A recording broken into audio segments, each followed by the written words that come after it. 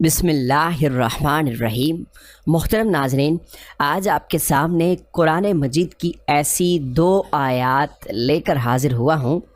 اگر انسان صدق کے دل کے ساتھ ان کا معمول بنا لے تو پوری زندگی میں کبھی بھی انسان کو کوئی نقصان نہیں پہنچے گا۔ اللہ نے خود اس وظیفے کی قسم کھائی ہے کہ جو بندہ یہ وظیفہ کر لے گا اس کے گھر سے تمام مشکلات، پریشانیاں، بیماریاں ختم ہو جائیں گی۔ محترم ناظرین، اگر کسی انسان پر اللہ کی جانب سے تنگ دستی آتی ہے تو سارا جہان اس کے پیچھے لگ جائے کہ میں نے اس کو نقصان پہنچانا ہے، سارا جہان اس کے پیچھے لگ جائے کہ یہ بھوکا مر جائے، سارا جہان اس کے پیچھے لگ جائے کہ میں نے اس کو ذلیل کر دینا ہے۔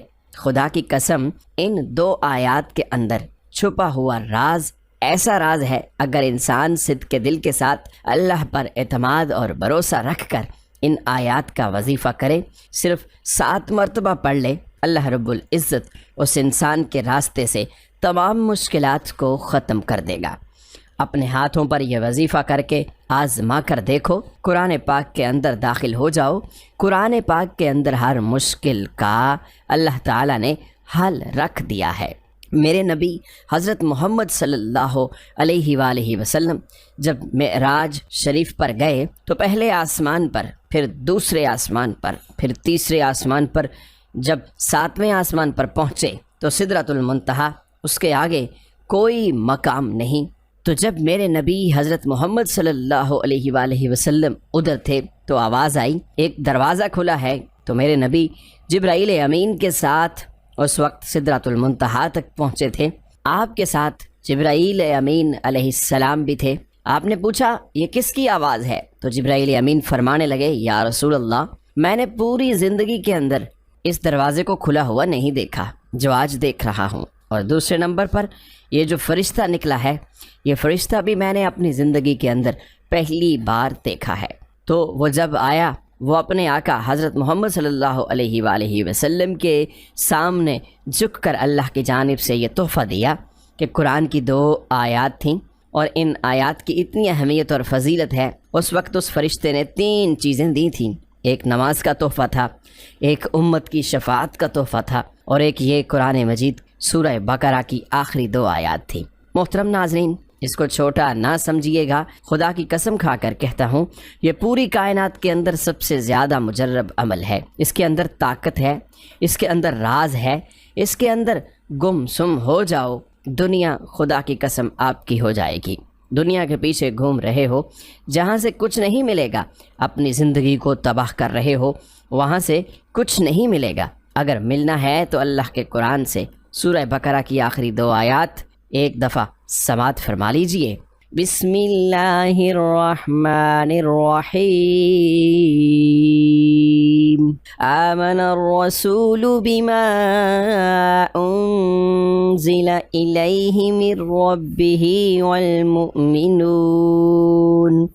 کل آمن باللہ وملائکتہ وکتبہ ورسلہ لا نفرق بين أحد من رسله وقالوا سمعنا وأطعنا غفرانك ربنا وإليك المصير لا يكلف الله نفسا إلا وسعها لها ما كسبت وعليها ما اكتسبت ربنا لا تؤاخذنا إن نسينا أو أخطأنا ربنا ولا تحمل علينا إصرا كما حملته على الذين من قبلنا ربنا ولا تحملنا ما لا طاقة لنا به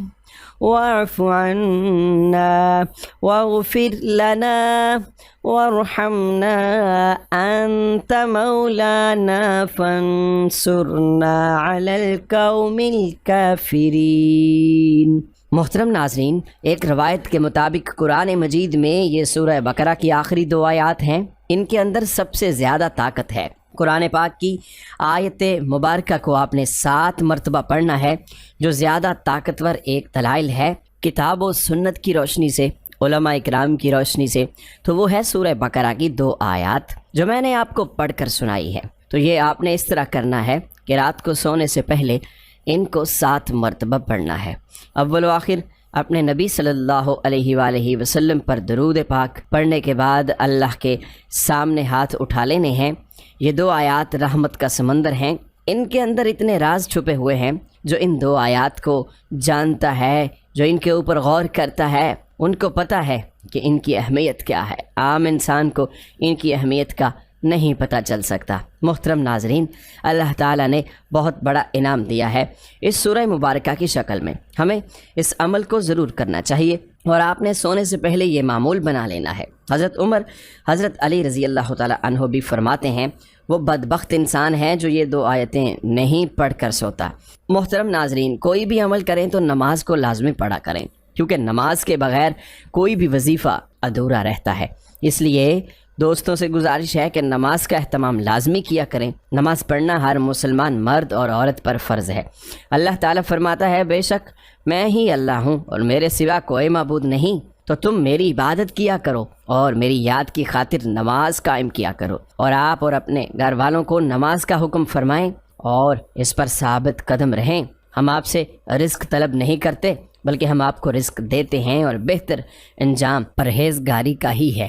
یہ اہل حق وہ لوگ ہیں کہ اگر ہم انہیں زمین میں اقتدار دے دیں تو وہ نماز کا نظام قائم کریں اور زکوٰۃ کی ادائیگی کا انتظام کریں، اور پورے معاشرے میں نیکی اور بھلائی کا حکم کریں، اور لوگوں کو برائی سے روکیں، اور سب کاموں کا انجام اللہ ہی کے اختیار میں ہے۔ قرآن مجید میں 100 سے زائد مقامات پر نماز کا ذکر آیا ہے، جن میں سے 80 مقامات پر صریحاً نماز کا حکم وارد ہوا ہے۔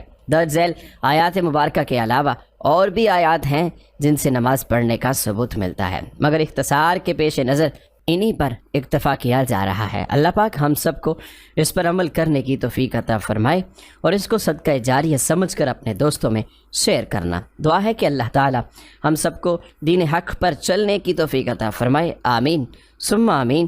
تمام دوستوں سے گزارش ہے کہ اللہ تعالیٰ کے 99 ناموں میں سے ایک نام کمنٹ سیکشن میں ضرور لکھیں۔